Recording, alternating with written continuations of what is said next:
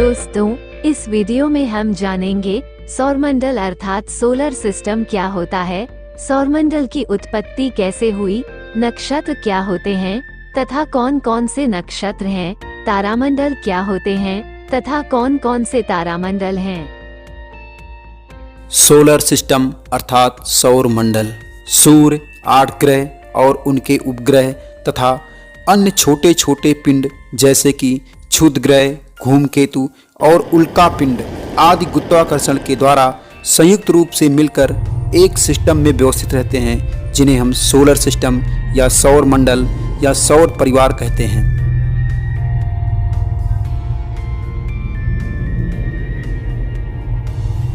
हमारे सौरमंडल में 8 ग्रह हैं, जिनके नाम है बुध, शुक्र, पृथ्वी, मंगल, बृहस्पति, शनि, अरुण, वरुण तथा इस समय इंटरनेशनल एस्ट्रोनॉमिकल यूनियन के अनुसार हमारे सोलर सिस्टम में 5 बौने ग्रह हैं, जिनके नाम इस प्रकार है। पहला यम, दूसरा सीरीस, तीसरा हौमेया,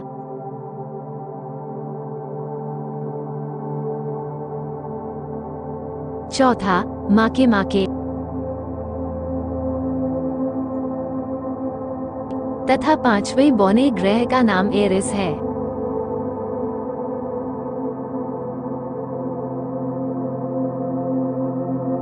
तथा NASA JPL solar system dynamics team के अनुसार हमारे सौर मंडल में ग्रहों की परिक्रमा करने वाले उपग्रहों की वर्तमान संख्या 293 है।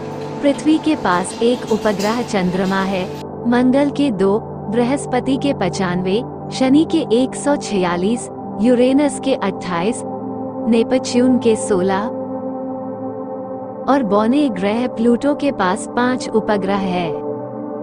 सूर्य के गुरुत्वाकर्षण के कारण सभी ग्रह, उपग्रह तथा अन्य पिंड सूर्य के चारों ओर परिक्रमा करते रहते हैं तथा ये अपनी अक्ष पर भी घूमते रहते हैं, जिसके कारण इन ग्रहों पर दिन और रात होते रहते हैं। अतः सौर मंडल में उपस्थित सभी पिंडों की गति मुख्य रूप से सूर्य की गुरुत्वाकर्षण बल द्वारा नियंत्रित होती है। संपूर्ण सौर मंडल के कुल पदार्थ का लगभग 99.98% भाग केवल सूर्य में निहित है। इसलिए सूर्य सोलर सिस्टम का सबसे बड़ा आकाशीय पिंड है तथा सौर मंडल में लगभग सभी प्रकार की ऊर्जा का स्रोत सूर्य ही है। अतः यदि सौर मंडल से सूर्य को गायब कर दिया जाए तो पृथ्वी सहित सभी ग्रह, उपग्रह आदि अंधकार में डूब जाएंगे तथा ये दिखाई नहीं देंगे। सौर मंडल का व्यास लगभग 12,000 मिलियन किलोमीटर है एवं यह स्वयं एक विशाल घूमते हुए सिस्टम, जिसे गैलेक्सी कहते हैं, उसका सदस्य है। अंतरिक्ष में लगभग कई सौ मिलियन गैलेक्सीज हैं और प्रत्येक गैलेक्सी में अरबों तारे हैं और प्रत्येक तारे का अपना एक सोलर सिस्टम है, जिसमें ग्रह, उपग्रह तथा अन्य पिंड उपस्थित हैं। अतः हम कह सकते हैं कि हमारी पृथ्वी जैसे ग्रह इस ब्रह्मांड में अरबों की संख्या में उपस्थित हैं, जिन पर जीवन उपस्थित होगा। हमारा सौर मंडल अपनी गैलेक्सी अर्थात मिल्की वे के केंद्र से लगभग 27,000 प्रकाश वर्ष दूर है तथा यह लगभग 4.6 अरब पहले बना था। सूर्य सोलर सिस्टम का सबसे बड़ा आकाशीय पिंड है, उसके बाद बृहस्पति ग्रह, फिर शनि, अरुण, वरुण, पृथ्वी, शुक्र, मंगल और सबसे छोटा ग्रह बुध है। सूर्य सोलर सिस्टम के केंद्र में है तथा सूर्य के सबसे निकट पहला ग्रह बुध, दूसरा शुक्र, तीसरा पृथ्वी, चौथा मंगल, उसके बाद लाखों क्षुद्र ग्रहों की एक बेल्ट है, फिर 5वां बृहस्पति, 6वां शनि, 7वां अरुण तथा 8वां अथवा सबसे दूर ग्रह वरुण है। आज से कुछ वर्ष पहले सौर मंडल में 9 ग्रह थे। 9वां ग्रह का नाम यम था, लेकिन 24 अगस्त 2006 को IAU अर्थात अंतर्राष्ट्रीय खगोलीय संघ ने यम ग्रह को ग्रह की श्रेणी से बाहर कर दिया, क्योंकि किसी पिंड को ग्रह में शामिल होने का जो पैमाना है उसको यह पूरा नहीं करता है। अतः अब सौर मंडल में ग्रहों की संख्या 8 है और यम को बौने ग्रह की श्रेणी में रखा। सौर मंडल में उपस्थित सभी पिंडों को 3 श्रेणियों में बांटा गया। नंबर 1 ग्रह, नंबर 2 बौने ग्रह, नंबर 3 छोटे सौर मंडलीय निकाय। अतः यम को बौने ग्रह की श्रेणी में रखा गया। सूर्य और क्षुद्र ग्रहों की बेल्ट अर्थात एस्टेरॉयड बेल्ट के बीच में जो ग्रह उपस्थित हैं उन्हें टेरेस्ट्रियल प्लैनेट्स या आंतरिक ग्रह कहते हैं तथा एस्टेरॉयड बेल्ट के बाहर जो ग्रह हैं उन्हें जोवियन प्लैनेट्स या बाहरी ग्रह कहते हैं। बृहस्पति तथा शनि 2 ग्रहों को गैस जाइंट कहा जाता है क्योंकि ये सिर्फ विभिन्न गैसों के द्वारा बने हैं।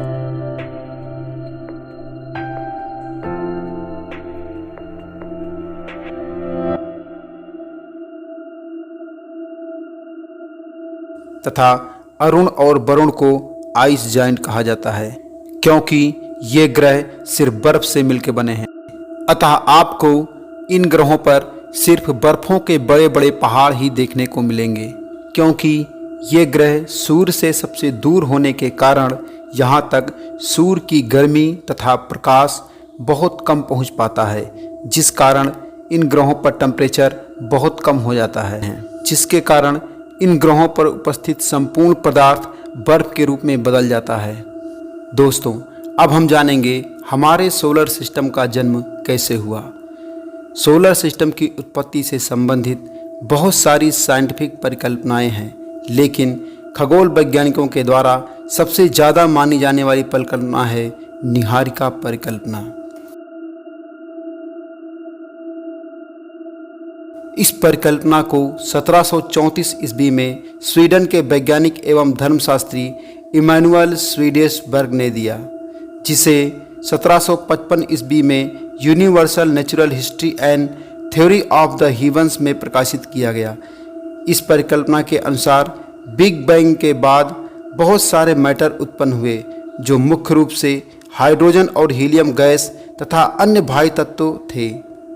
अतः ये गैस तथा भारी तत्वों के धूल कण एक विशाल बादल के रूप में घूम रहे थे, जिन्हें निहारिका या नेबुला कहते हैं।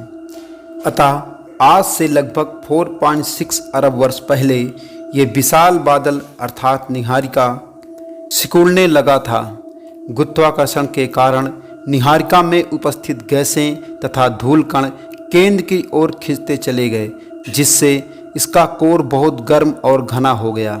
जैसे जैसे पदार्थ अंदर खिंचता गया, केंद्र और सघन होता गया, जिससे केंद्र के अंदर दबाव बहुत अधिक बढ़ गया, जिसके कारण इसका तापमान बहुत अधिक बढ़ गया तथा अधिक तापमान के कारण कोर में नाभिक की संलयन अभिक्रिया प्रारंभ हो गई, जिससे प्रकाश उत्पन्न होने लगा तथा केंद्र की ओर गुरुत्वाकर्षण बढ़ता गया और बाहर गुरुत्वाकर्षण कम होता गया। इस प्रकार लगभग निहारिका का 99.9% पदार्थ तारे में अर्थात सूर्य में परिवर्तित हो गया तथा 0.1% भाग जो सूर्य के चारों ओर परिक्रमा कर रहा था वह धीरे धीरे एक स्पार्क डिस्क का आकार ले लिया, जिसे प्रोटोप्लैनेटरी डिस्क कहा जाता है। जैसे ही यह डिस्क सूर्य के चारों ओर फैली या ठंडी होने लगी और विभिन्न प्रकार के ठोस पदार्थ बनने लगे, जिन्हें ग्रेगरी कहते हैं। जैसे जैसे डिस्क ठंडी होती गई वैसे वैसे ये घूमते हुए ठोस पदार्थ आपस में चिपकने लगे और बड़े पिंडों के समूह बन गए। अतः ये पिंड अपने गुरुत्वाकर्षण के कारण बची हुई धूल कणों को अपनी ओर खींचने लगे और ये पिंड बड़े होते चले गए और वो धीरे धीरे इन ग्रहों में परिवर्तित हो गए, जिन्हें आज हम पहचानते हैं। चूँकि सूर्य के नज़दीक तापमान बहुत अधिक था, इसलिए सूर्य के नज़दीक खनिज और धातुएं बनी, जिससे सूर्य के नज़दीकी ग्रहों पर खनिज तथा धातुएं अधिक पाई जाती हैं, जैसे बुध, शुक्र, पृथ्वी, मंगल आदि ग्रहों पर। तथा सूर्य से बहुत दूर तापमान बहुत कम था, इसलिए वहाँ पर बर्फ और अमोनिया जैसे कम स्थिर ठोस पदार्थ बने, जिससे सूर्य से बहुत दूर वाले ग्रह पर गैस और बर्फ ही पाए जाते हैं, जैसे बृहस्पति, शनि, अरुण। जो चट्टानें ग्रहों के खिंचाव से बच गई वह क्षुद्र ग्रहों की एक बेल्ट के रूप में मंगल और बृहस्पति के बीच के क्षेत्र में पाई जाती हैं, जो सूर्य की परिक्रमा करती रहती हैं। सबसे बड़े क्षुद्र ग्रह का नाम सेरेस है, जिसका व्यास 600 मील है। अतः क्षुद्र ग्रह 4.5 अरब वर्ष पहले ग्रहों के निर्माण के समय बचे हुए चट्टानी मलबे हैं, और ये बहुत मूल्यवान हैं क्योंकि इनमें वे खनिज पदार्थ पाए जाते हैं जिससे पृथ्वी तथा अन्य ग्रह मूल रूप से बने हैं। यहाँ कुछ बहुत कीमती पदार्थ भी पाए जाते हैं। इसलिए आजकल दुनिया भर की स्पेस एजेंसियां इन क्षुद्र ग्रहों पर रिसर्च कर रही हैं।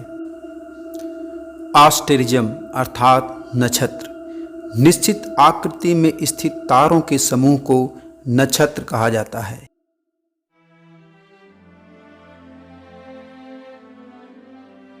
जैसे मेघा, स्वाति, चित्रा, हस्त, विशाखा आदि। इनकी संख्या 27 मानी जाती है। भारतीय मनीषियों ने अभिजीत नामक एक 28वें नक्षत्र की भी परिकल्पना की है। कॉन्स्टेलेशन अर्थात तारा मंडल आकाश में पाए जाने वाले तारों में कुछ तारे सुंदर आकृतियों के रूप में व्यवस्थित होते हैं।